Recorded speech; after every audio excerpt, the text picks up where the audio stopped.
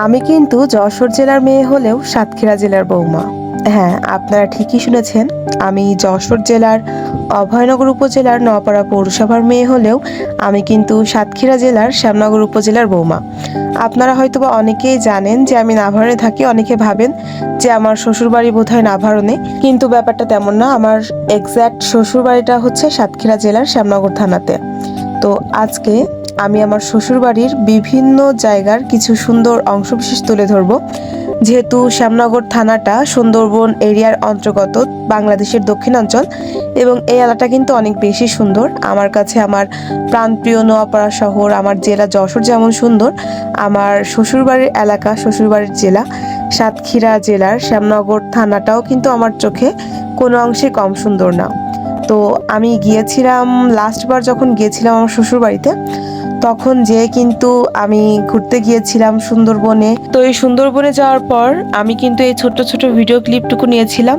তো আপনাদের সাথে কখনো সেইভাবে শেয়ার করা হয়নি। তো আজকে হঠাৎ আমার টাইমলাইনে এই ভিডিওগুলো আসলো, তো ভাবলাম যে আপনাদের সাথে একটু শেয়ার করি। বেশিরভাগ সময় তো আমি আমার ছোট্ট পেজে আমার প্রাণপ্রিয় শহর, আমার জন্মস্থান নওয়াপাড়ার ভিডিও আর নওয়াপাড়ার সৌন্দর্য আপনাদের সাথে তুলে ধরার চেষ্টা করি।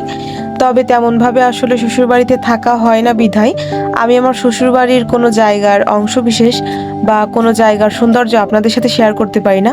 তবে যখন দেখলাম যে আমার কাছে অবশ্যই আমার নিজের করা ভিডিও আছে, তখন আমার শ্বশুরবাড়ির এলাকার অর্থাৎ শ্যামনগর উপজেলার শ্যামনগরের যে প্রাকৃতিক সৌন্দর্য, বাংলাদেশের দক্ষিণাঞ্চলের যেই প্রধান আকর্ষণ সেটা হচ্ছে সুন্দরবন। তো সেটার ভিডিও যখন করা আছে, তো ভাবলাম যে আপনাদেরকেও একটু দেখাই, আপনাদের সাথে শেয়ার করি।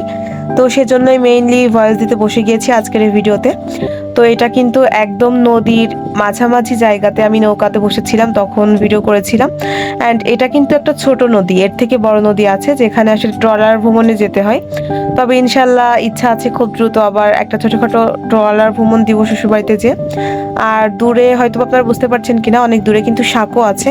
তো সাঁকো পার হয়ে কিন্তু এপারের লোকজন ওপারে যাতায়াত করে। এমনকি আপনাদের শখের ফটোগ্রাফি আপু কিন্তু শ্বশুরবাড়িতে গেলে সাঁকো পারাপার হয়। মানে এখন অবধি আমি ওই এলাকার ওই অঞ্চলের বৌমা হওয়ার পরেও আমি সাঁকো পার হতে পারি না, খুবই ভয় পাই। কারণ আমার তো আসলে ছোট থেকে সেইভাবে অভ্যাস নেই।